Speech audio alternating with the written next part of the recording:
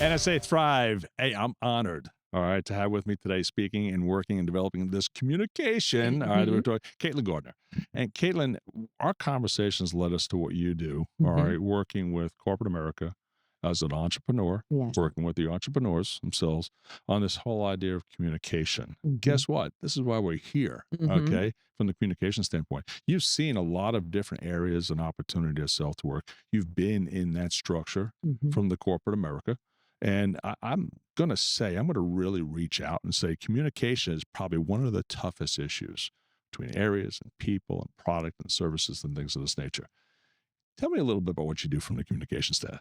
So I help executives and leaders show up with calm confidence. So their communications Calm, message, calm. Let's yes, leaders and communicate. calm Calm confidence. confidence. I like that. Yes. Yeah. And that's something that I'm really passionate about because I've been in tough boardrooms or I've been in difficult Mhm. situations where communications needs to be really excellent. Good. And when you're transparent and clear and you can bring clarity to the situation, it really helps. But I've also found that leaders who exude calm confidence are really the strongest leaders because when the stakes are high and you can't choose when the stakes are high, you Exactly. have to show up as a good communicator and you can show up as the best communicator you can. So that's what I help leaders do. I like that from a leader standpoint. Leadership is a whole different area of Mhm. expertise. All right. Some folks have it. Some folks were bred into it. Some Mhm. folks themselves were granted access, all right, Sure. without the skills, knowledge, tools, techniques, and resources, which really kind of just negates some of those leadership skills that they need to breed in with them. But I'm thinking of self from a communication, calm communication. Yes. That's a whole different mentality for people themselves to realize, oh, you mean I got to be calm? I can't yell. All right. I can't just boss people around and things. It's not, that's not about leadership. Well, I started my career about 20 years ago, and media relations and public relations was my Good. specialty. Superb. So, because So of you're in the that, right business right now. so I knew when the cameras were rolling, Yeah. it was like, oh, people had maybe a different demeanor. But now Mm, with social media and the way how interactive we are and everything being recorded, it's actually that we always need to think the cameras are on, that sure. any internal memo or any internal communication behavior, the way you show up for executives at a town Mm, hall or the way you treat your peers and how leaders show up trickles down to the rest of the team. sure. So as you show up internally as a communicator and have personal branding that follows your reputation and your career, eventually you might be in a leadership role where you have also external communications opportunities, Yeah. like you just described, Yeah. Sure. either being in the C suite or being in a media relations or a public speaking opportunity. So, all of those moments, you need to be prepared, you need to be clear. And Mm. that's some of the things that we talk about during my presentation. I think leaders themselves need a whole level of creativity nowadays. You're dealing Mm, with generations, you're dealing with different thought patterns, you're dealing with different types of people and mentalities, hmm okay, and different ways they communicate, all hmm right, word to word, mouth to mouth itself, instead of text to mouth or text to Sure. text, whatever the case would be. Communication has become a very, very big topic out there. I think leaders themselves that can communicate a clear and Mm-hmm. concise message are going to be more effective in what they're doing. And then you got that principle themselves that lead, follow, get out of my way. So I heard you say clear and concise, and Yeah, I'll introduce another C, which is consistent. good. I Love it. think you need to consistently show up because you need to earn credibility and trust Good. before the stakes are high. Sure. So that way, when something happens, which inevitably it does, this could be in the form of a media moment, it could be a crisis, it could All be a right. scandal. You need to have built up your reputation bank Good. account Love it. so that way you can take a withdraw. Right. So that is something that we do, even internally. How do you build teams that rely on those things? So being consistent in your communication is another opportunity that we really just think through Sure. and be Love that. intentional I about like it. that. And the top CEOs are very well rehearsed, just like Hmm. we are as professional speakers. You Right. rehearse over and over. You know consistently Mhm. and concisely what your Yeah. messages are. I think it's important itself for those individuals themselves that you have leaders that could be born, Mm-hmm. okay, but they're still lacking some skills and resources themselves they still need to pick up on. The type of individuals and leaders that you work with, Mm-hmm. okay, are they corporate? Are they more entrepreneurial? Mm-hmm. Are they individuals themselves that have been in certain positions for a period of time? Are you enhancing? I'm throwing all these Yeah. things out, because there is a lot of traits that leaders need to have and Mm-hmm. manifest these days. Yeah. And without those themselves could be a detriment.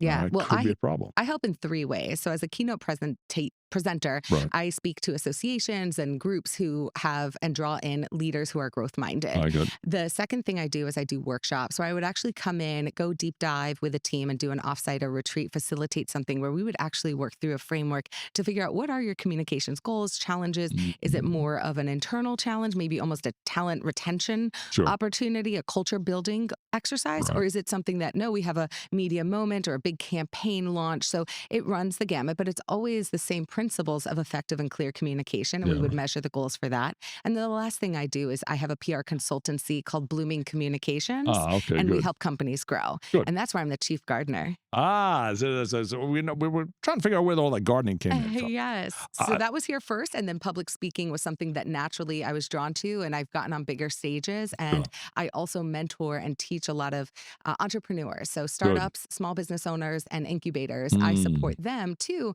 in the startup phase. They're not necessarily my target client, but I have a deep passion for helping entrepreneurs good. because I am an entrepreneur. So I know Good. the struggles, the modern day challenges of how to have a personal brand, how to deliver on time, how to organize yourself. Right. Exactly. So I am a professor at the University of Florida, and I help with their incubator startup to help them get to the Excellent. next level. Excellent. Because those folks themselves that are coming in may not have all those tools.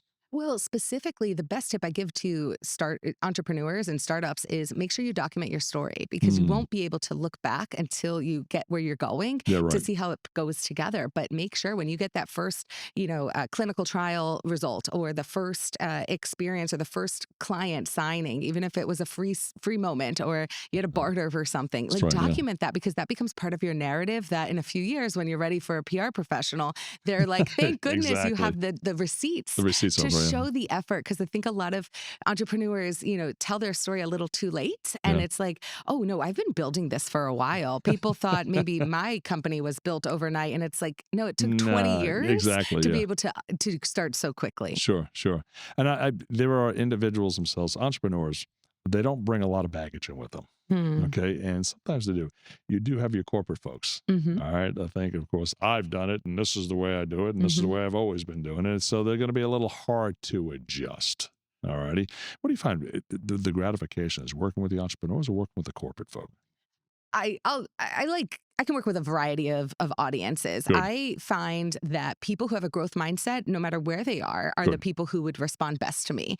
There's always going to be people who are not so creative or innovative in change, but Hmm. people who are interested in what's ahead and to set goals that get them where they're going are drawn to work with me. I I like work that. with great Fortune 500 leaders who have the desire to be effective communicators, Good. people who value humanity and people first cultures and people centric best companies to work for, they Mm, would be most aligned to good. where I'm headed.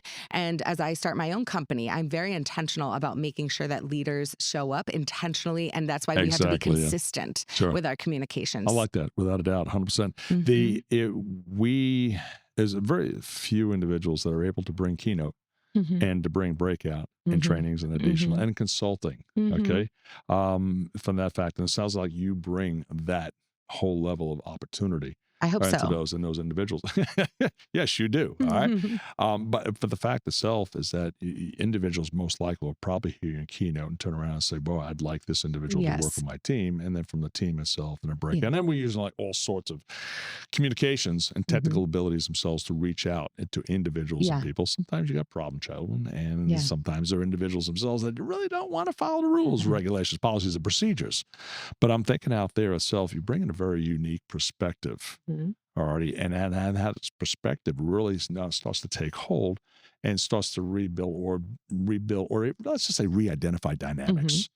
All right. And individuals themselves. I think it's extremely important for people themselves knowing that you have that type of skill, Yes. that you've come from the corporate world. Okay. And then you're down all the way down to those individuals and inspiring entrepreneurs. Yes, and that's why I think I get hired and asked back because I can handle the stress of a corporate Fortune 500 executive leadership team and the Right. high stakes moments that they're facing. But I can also relate to the entrepreneur who's wearing a lot of hats, who's maybe at $1 million, wanting to grow, has a growth mindset. Maybe their growth could look like what's their exit, and they need to make sure that they want the highest value for that. And that's part of selling a brand and Sure. selling a business.